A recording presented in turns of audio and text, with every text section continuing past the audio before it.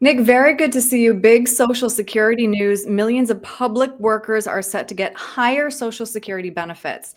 This new bill, called the Social Security Fairness Act, was just signed into law and will increase payments for nearly 3 million current and former public employees.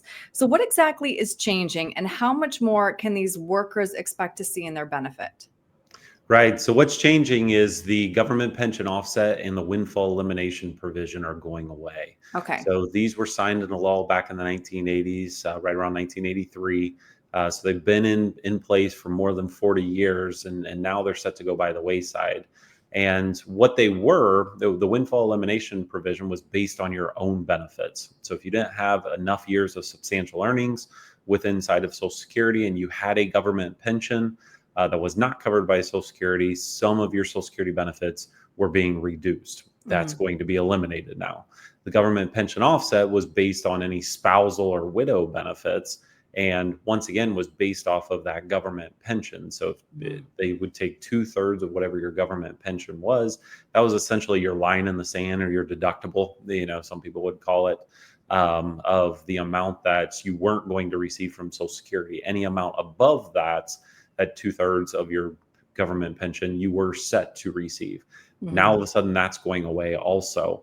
And it should, that was a position in there that um, a lot of people were their spouse was working in a Social Security paying job. They were Right. earning those benefits, and now they're being penalized in retirement because of their government pension, not based off of their spouse. Right. So we could see hundreds or even thousands of dollars, coming to these beneficiaries. Wow. Okay. So, what if someone has already filed for Social Security benefits? What steps should they take?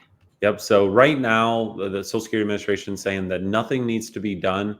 It is recommended that you go into your Social Security account, SSA.gov, sign in, make sure that your mailing address is up to date, and also make sure your bank information is up to date. That should be up to date already if you're currently receiving benefits from them. But if you have filed an application already, please do it. Go in and check those two things. And what if they haven't filed yet? If you haven't filed for benefits, what they're recommending is to go online and file for those benefits if Okay. you would like to start to receive those at this point in time. Yeah. Now, the rules still do apply if you are working and under full retirement age with earnings tests and all that kind of stuff. So you've got to be careful of it. But if you are looking to get those benefits and haven't filed for an application, you need to give them that direct deposit information and stuff.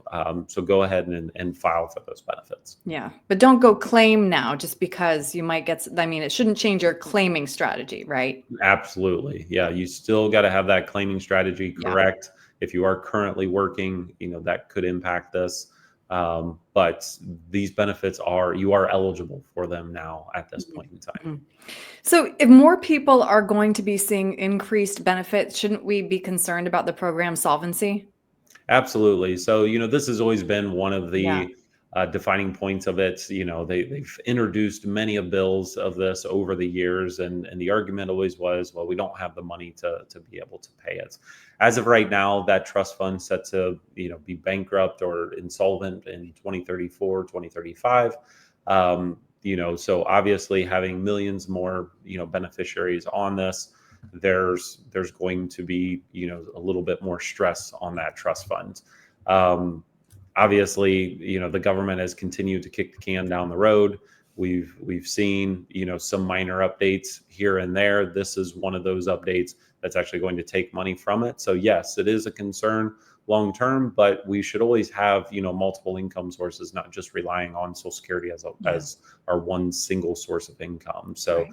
definitely have a plan in place to make sure that you have multiple income sources should we ever get to a point where the government's trust fund with Social Security becomes insolvent. hmm Well, clearly, a lot of people probably have questions and would love to talk this through with you, Nick. If they have questions about whether they're going to be affected or even just claiming strategies in general, how can they get a hold of you? Yeah, absolutely. They can reach out to us online, icanberryretirement.com. You can schedule an appointment there. Or give us a call, 937-498-1128. And at that point, we can set up an appointment, sit down and talk about some of the best options that you have available to you. Great. Nick, thank you. Thanks, Erin.